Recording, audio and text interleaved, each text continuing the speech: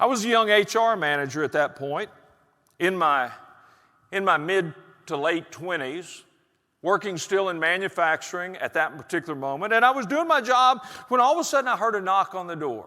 I looked up, and in my office, a young man standing in the door. I want to say young man, he was about the same age as me, but we were both young at that point.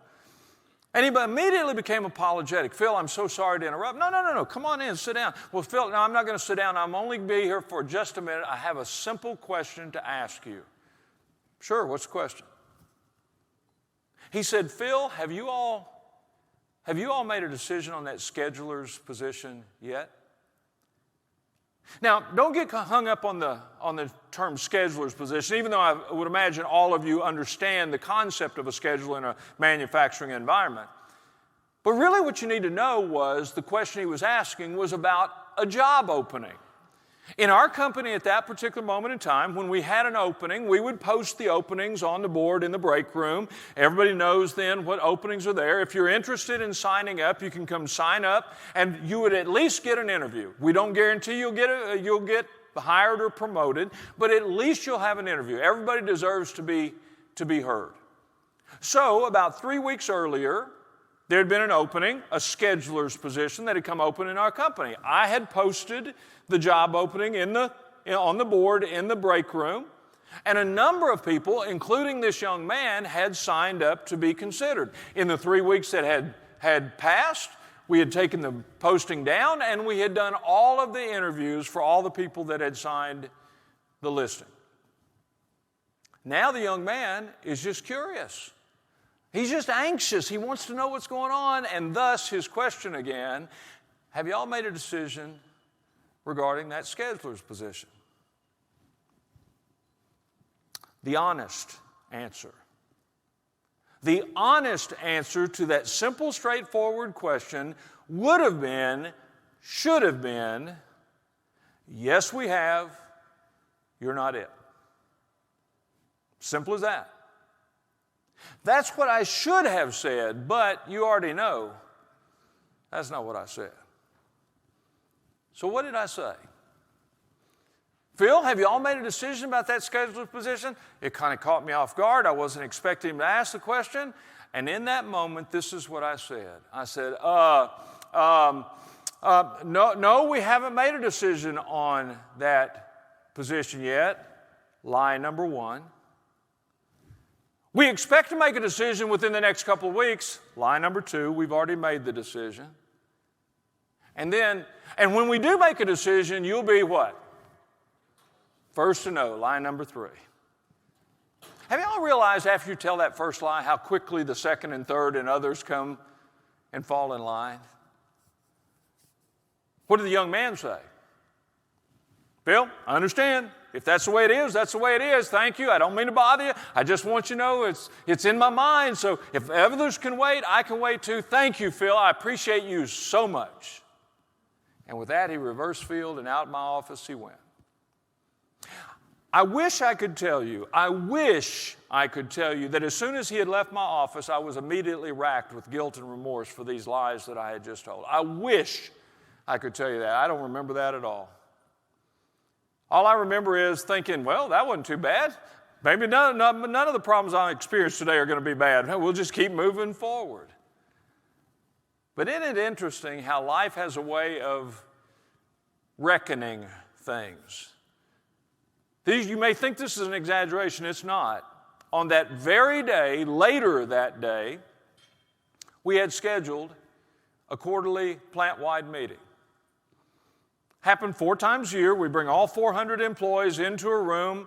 You know how it is. The plant manager would get up on a stage like I am in front of 400 faces, and he would give an update. Here's what the sales look like. Here's what the safety record looks like. Here's what the quality record looks like. You know, he would go through and give them metrics of the business, keeping people informed. And then after 5, 10, 15 minutes of that, he would look at his watch and go, well, we got about 5 more minutes. Does anybody have any questions? That day, there were 2 people standing in the room. Everybody else was seated. The plant manager was standing, and I was standing over here to this side of the room next to the door. Why was I standing? Because I was the gopher. The HR manager, the gopher, hey, Phil, can you go check? Phil, can you go look? Phil, can you go get this? So I just determined long before that it's easier to be up than it is to distract by climbing over people. So when he looked at his watch and he said, we got about 5 minutes. Anybody have any questions? Immediately, a hand shoots up right here on the front row. Art, our plant manager, calls on him. Yeah, what's your question? He said, have y'all made a decision on that scheduler's position yet? Now, it's important to know, this is not the young man that I had spoken with earlier in the day. This is another of the candidates. The young man I've spoken with earlier in the day is out in the audience, and I know he's punching the guy next to him. I can answer this question. I talked to Phil myself. They haven't made it. They're making it in the next 2 weeks. I'm going to be the first to know. So can you even begin to imagine even a little bit of what I felt that particular day when I heard my plant manager say these words? Yeah, we did make a decision. Made that decision about 2 weeks ago. And then he turns to me and he says, Phil, I don't see any reason why we can't go ahead and announce it here. Everybody's here. We might as well announce it here. Don't you think that would be the thing to do, Phil? Yeah, Art, whatever you say. I had almost 399 people in the room had no idea what was going on, including Art, my boss. But there were two of us that knew. Two of us that knew. Most of the eyes were focused on the front of the room where Art was standing, but one set of eyes was focused on me and me on him. Do you believe eyes can speak? Because his eyes were speaking to me. You lied to me. My eyes were speaking to him. I'm sorry. 5 minutes later, the meeting is over. Everybody was headed out of the room except me. I'm swimming upstream. I've got some fence building to do. And I found the young man. I'll never forget this conversation. He was standing there in front of me. He was taller than me, and I was looking up to him, which I now see as being some way appropriate. He was looking down on me, which I also think that was appropriate. And I was trying to explain, look, I am so sorry. I know what I said was not right, and I'm so sorry. You caught me off guard. You need to understand. And he stood here just like this. He never uttered a word, not one word. He arms crossed. He just looked at me as I was trying to dig myself out of this hole.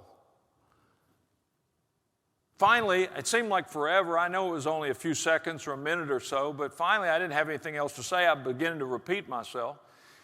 And I simply said to him, I hope you understand. It was only then that he uncrossed his arms and he turned, still hasn't said a word, but turned to walk away. He took about a step and then turned and looked back at me and he said one word that haunts me still. Whatever. And turned and walked away. That simple word, whatever. I can't tell you exactly what he intended by that word. I just know I heard the word. What I think he intended by the word, obviously, Phil, you'll tell a person whatever is convenient in the moment for you, whether it's true or not. Whatever you think they want to hear. Whatever will get you to where you want to be without regard for the feelings and the impressions left on others. I went back to my office that day, and I had a heart-to-heart with myself. It was a miserable few minutes, because that's not who I wanted to be, and that's not who I had been up until that moment. And I had to make some really tough decisions. And one of the decisions I made was I am never going to lie to an employee again. Period. Now, you know that doesn't mean I can tell them everything they want when they want to know it. Sometimes I have to look people in the eye and go, I know, but I can't tell you. I know, but it's not time to share that yet. I know, but you're just going to have to trust me on this one. When I can tell you, I will, but I'm not going to lie to them. There's just too much riding on this relationship. One of the best things that's happened to me over the last 40 years of my life and career is that I've been able to see people, including this young man, who saw clearly the role of a leader more so than even I saw in the moment.